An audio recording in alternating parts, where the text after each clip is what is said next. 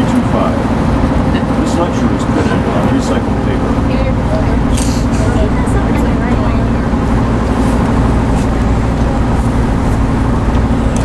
Okay, we're going to talk about the most famous man in America in the first half of the 20th century. And you've all heard of him, but you probably are surprised to hear that he was that famous. He was not only the most famous man in America, he was probably the most famous man in the world after 1927. He was a young man, about 25 years old, and in 1927, he becomes the first man to fly solo across the Atlantic Ocean from New York to Paris. And for some reason back then, apparently they were starved for entertainment.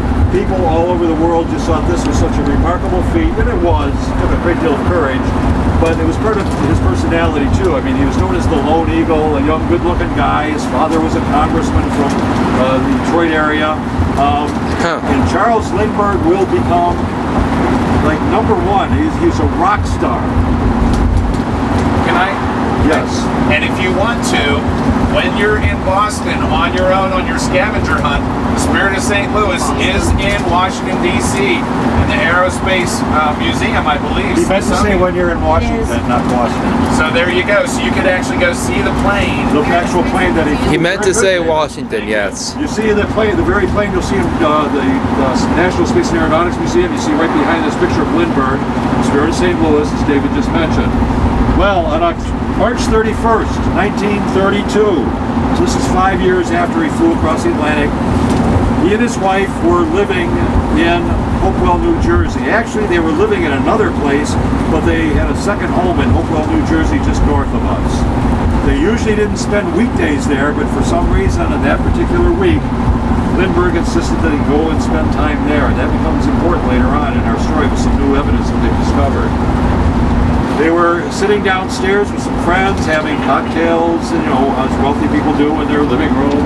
And they didn't realize that at some point that evening, March 1st, 1932, their 2-year-old child, Charles Lindbergh Jr., will be abducted from the second story. They, of course, will call the police. However, Charles Lindbergh does a curious thing. Before he calls the police, he calls his lawyer. Why would somebody do that? My child is missing. You'd be frantic. You'd be panicked. But he calls his lawyer first, and then they call the police. A note demanding a ransom of $50,000. This is during the Depression. $50,000 would probably be the equivalent of, $300,000 or $400,000 today, if not more. But that ransom note was left on the radiator of the little bedroom upstairs. Outside the window was a homemade ladder. So the abductor, or the abductors, went up the ladder, took the child, and came back down. Now I'm going to read some of this to you because it's better than me even talking about it. Okay, this ransom note demanding $50,000. The ransom was delivered, but the infant was not returned. A corpse identified as the boy's was found on May 12th, less than 2 weeks later, in the woods 4 miles from the Lindbergh home. The cause of death was listed as a blow to the head. It's never been determined whether the head injury was accidental or deliberate. Some have theorized that the fatal injury occurred accidentally during the abduction, carrying down the ladder. During the opening in the jury trial, the New Jersey Attorney General claimed that the child died by a fall from the ladder. That's very possible also. So nobody really knows exactly how the child died, but the ransom is paid, the child is dead. More than 2 years after the abduction, the authorities finally discovered a promising lead. On September 17, 1934, a $10 gold certificate that was part of the ransom was paid to a gas station attendant in New Jersey. Well, this is during the Depression. When Franklin Roosevelt came into office, part of what he tried to do to get the economy under some kind of control was they started to withdraw all gold certificates. You could no longer go to the bank with these, and it would look just like a dollar bill today and get $1 worth of gold for that paper money. Okay, they changed to silver certificates, and they got rid of the gold certificates, so the ransom was paid in gold certificates, and now anybody that used a gold certificate, it would draw attention. Well, the gold certificates were rapidly being withdrawn from circulation, it says here, and the C1 was unusual, and this attracted the attention of the attendant who wrote down the license plate number of the car and gave it to the police. This actually was in New York now, just north of New Jersey. The New York license plate that they took down belonged to a dark blue Dodge sedan owned by a fellow by the name of Richard Bruno Hoffman, or Bruno Richard Hoffman. After successfully tracing the plate to Hoffman, he was placed under surveillance. They didn't go and arrest him right away, by a team consisting of members of the New York Police Department and the New Jersey State Police and the FBI. On the morning of September 19, 1934, the team followed Hoffman as he left to his apartment on Needham Avenue in New York, and he quickly noticed that he was being followed, and then he did something suspicious. He purposely tried to get away. Now, if I was being followed and I was innocent, I'd still try to get away, right? You don't know what's going on. But back then they thought that was too suspicious. Now, I do have to tell you that they bring in the FBI here. The FBI was a new organization under the leadership of a young man named J. Edgar Hoover. Sometimes when people ask me what was the #1 use of nylon during World War II, I say it was for J. Edgar Hoover's wardrobe, because he was a cross-dresser. He kept it secret until after he died, but after he died we found out that J. Edgar Hoover was weird. Anyway, the FBI really could not legally get involved in this kidnapping case. Why? Because prior to the Lindbergh kidnapping was not against federal law. Because of the Lindbergh kidnapping and the attention it brought, the crime of kidnapping today is immediately and automatically against federal law, not just state law, which means the FBI can come in. Why do they say that kidnapping is against federal law? Because they say that most kidnappers will either be sending ransom notes through the federal mail, that's illegal, federal laws, or they'll be taking the kidnapped victim across state lines, that involves federal laws. So nowadays it is against federal law to kidnap, but back then it was basically up to the New Jersey State Police. For 6.5 miles. Well, on the morning of September 19th, 1934, again 2 years after the kidnapping, they followed Hoffman as he left his apartment, and as I say, he tried to get away from them. There was a high-speed chase, and he was finally boxed in, and he will be arrested. He will be put on trial, and the trial will attract the attention of everybody around the world. By this time, radio, not television, but radio, newspapers, newsreels being sent around the world. This is the guy that is arrested. His name is Bruno Richard Hoffman. He was born in Germany. He fought for Germany in World War I. He becomes an illegal immigrant, comes over to this country, is helped out by other German Americans that are here. He speaks with a very thick German accent, and that is going to be against him when he's put on trial. If you get on YouTube and actually type in the Lindbergh kidnapping or Bruno Hoffman trial or whatever, you'll see films of him actually testifying, and he's got this very thick accent, and he just doesn't seem like a real nice person or whatever, and but that has nothing to do with whether he's guilty or innocent. Well, the evidence produced against him at the trial, including in his house, they found nearly $15,000 of the actual ransom money. Would that be a strike against you if they found the ransom money in your house? What's the explanation for that? They also had handwriting experts that looked at the ransom note and compared it to his handwriting, and 8 different handwriting experts said that it was his writing. However, 2 handwriting experts said that it wasn't his handwriting. So, was it his or not? Thank you.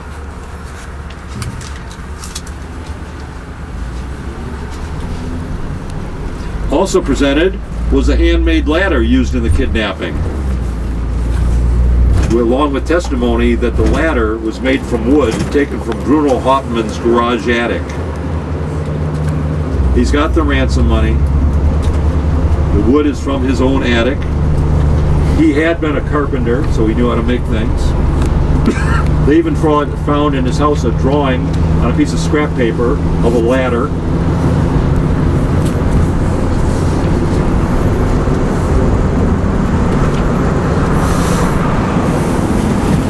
A couple of other things. At this point in 1934, starting in 1932, Hoffman, 2 or 3 days after the kidnapping and the ransom was paid, he quit his job. And he had no other employment after that. He also went out and purchased a $400 radio for his wife. right after the kidnapping, and the ransom was paid. A $400 radio back then would be worth $7,000 today. It was a high-end kind of piece of equipment. Where did he get the money for that if he had just quit his job? And when the ransom was paid, it was paid in a cemetery in New York. The doctor that was the intermediary that actually took the ransom money to the guy that demanded the ransom identified Hoffman in court. That's the man I gave the money to. When the prosecution rested, it looked like Hoffman is really guilty. But the defense opened up their case with a lengthy examination of Hoffman himself. So Hoffman got on the witness stand, and he denied being guilty, insisting that the box that was found to contain the ransom money had been left in his garage by a friend, another German who had gone back to Germany and had died there. How convenient. Is that possible, though? Yes. It's possible. Hoffman claimed that he found the shoebox left behind by this friend named Fish, and Hoffman had stored the box and never looked in it until after he found out that Fish had died. And then he said, since Fish owed him money, he looked in the box, he found nearly $40,000 of the $50,000 ransom, and he kept it for himself.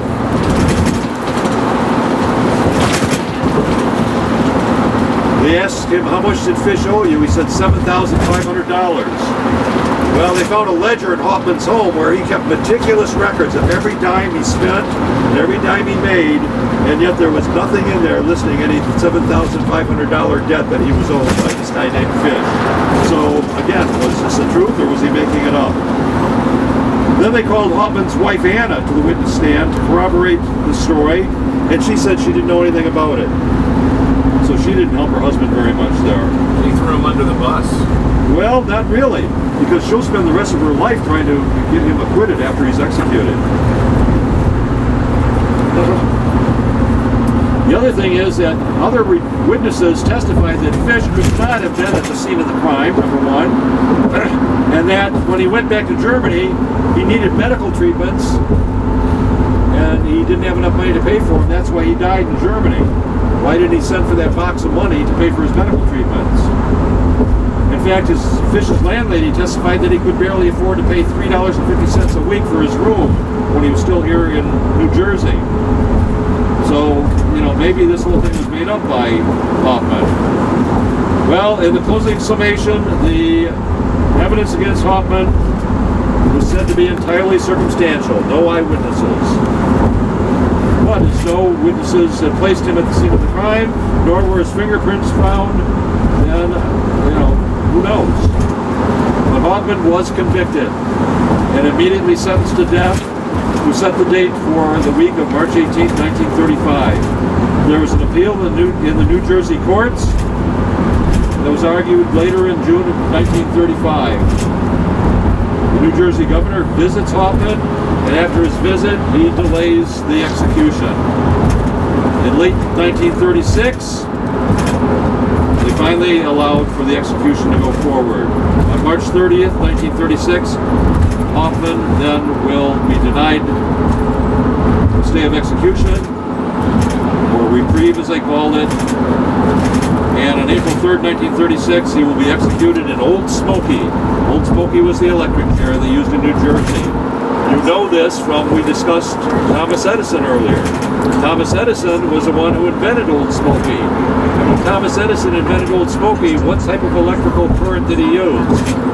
He used Teslas, proving that Teslas was deadly. Remember we talked about that? And you can see Old Smoky at the Crime and Punishment Museum in Washington. Right. We'll see that at the Crime and Punishment Museum. So again, we have a link here. Hoffman's last meal consisted of coffee, milk, celery, olives, salmon, salad, corn fritters, sliced cheese, fruit salad, and cake. You notice he had no entree there. He went to the electric chair without saying a word. He had addressed his last words to his spiritual advisor minutes prior to being taken to his cell to the death chamber, from a cell to the death chamber. He reportedly said, "Ich bin absolut unschuldig unterwichen. Die man mir zur Last legt." Did you all get that down? Oh, I'm sorry. That means, in English, I'm absolutely innocent of the crime with which I am burdened. After the execution, Hoffman's widow applied for and received special permission to take his body, and she was able to do so. At his funeral, there's 6 people showed up. In the latter part of the 20th century, the case against Hoffman comes under scrutiny. That means, when most of you were born in the latter, the 1990s or 80s or whatever. And nowadays, it is really controversial. And they've actually had a retrial in New Jersey of Hoffman that was unofficial, but they still found him guilty. But there are new things coming out all the time. Some of the eyewitnesses that claim that they saw Hoffman in the general area of the Lindbergh estate the night of the kidnapping, they were untrustworthy. I need a receipt. One was legally blind, and he said he saw him as an eyewitness near the thing, and yet he's blind. Thank you. Also, one of the go-betweens who delivered the ransom note initially identified Hoffman as the recipient. He turned out to have lied. And Dr. Condon himself, who was an eyewitness, and after seeing Hoffman in a lineup in New York right after he was arrested, said, no, that's definitely not the man. And yet in court he said that definitely was the man. So that came out. Lindbergh, who heard the guy who got the ransom note in the cemetery, he heard his voice saying, come here, doctor, to get the ransom. Later on, Lindbergh will testify, no, that was not Hoffman. That was not, he does not have the same voice. But then he changed his mind later on in court and said, yeah, that was the voice. Pretty interesting, right, David? Yes. Certain witnesses also had been intimidated by the police, who were under a tremendous amount of pressure, national attention to catch somebody. In fact, there was evidence today that the police may have doctored Hoffman's time cards at work, because the time cards at work and witnesses where Hoffman worked said he was at work that day. And his time cards showed that he was at work that day, but then all of a sudden new time cards show up that say he wasn't there. So were they doctored by the police? Well, there's a lot of question today as to how the investigation took place.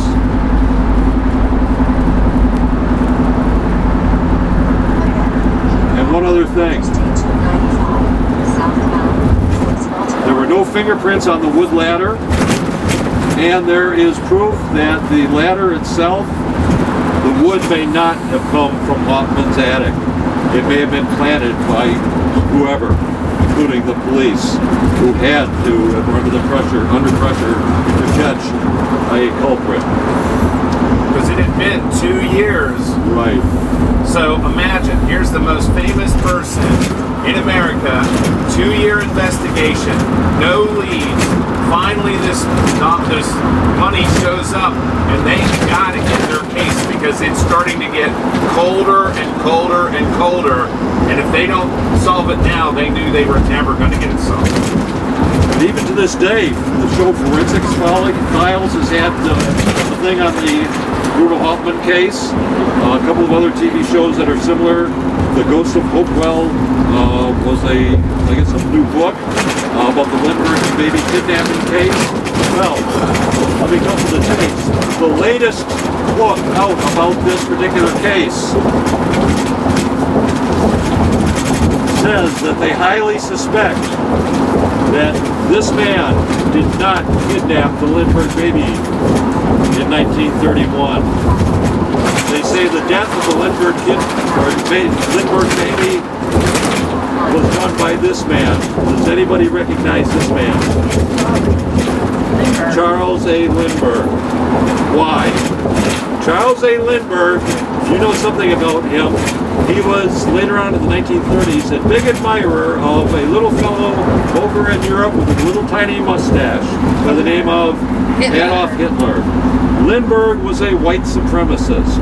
He believed that the white race, the German Aryan race, was superior, and everybody else was they were mud people, they were mongrels. Lindbergh also believed that any children that were born with any kinds of deformities, birth defects, or with any kind of mental kinds of problems, retardation or whatever, that they were expendable. In other words, like the Germans, they would be the first to take to the gas chambers to be exterminated. Lindbergh's little baby, Charles Lindbergh Jr., was mentally retarded slightly. Lindbergh was beside himself, having a baby that he knew would have special needs. Especially if he's named after him. Exactly. Having Charles A. Lindbergh Jr. never being able to take after his father's footsteps because he would be growing up being mentally challenged or slower or whatever. Not severely mentally challenged or retarded, but he was, there were problems. The suspicion of this latest book says that, not that there's proof, but there's enough evidence to cast doubt on whether or not Hoffman was involved, that the father himself may have had his own baby killed. And there are, it's not just conjecture, there are all kinds of things. Like, for example, why during that particular week was that the only time during the week, because they only used to spend weekends at that home at Hopewell, why was that the only time they ever went there during the week? And why, when they got there, did Lindbergh not tell anybody else that he was going there? And also, why did he give his maid at that home at Hopewell the night off that one particular night? Why did he call his attorney before he called the police when they found that their child had been kidnapped? Am I saying that Lindbergh was involved? No. But here's the point we're trying to get across to you in a lot of this. And a lot of Americans just don't get it. And we're going to see it again here with the film we're going to see. And that is, guilt or innocence sometimes isn't the question. The question, I think, is, did the person get a fair trial? Whether they're guilty or innocent, do you deserve a fair trial? Yes, because you're always considered to be innocent until after the trial, yes. Right? Until you're proven guilty. So did Bruno Hoffman get a fair trial? Was there reasonable doubt?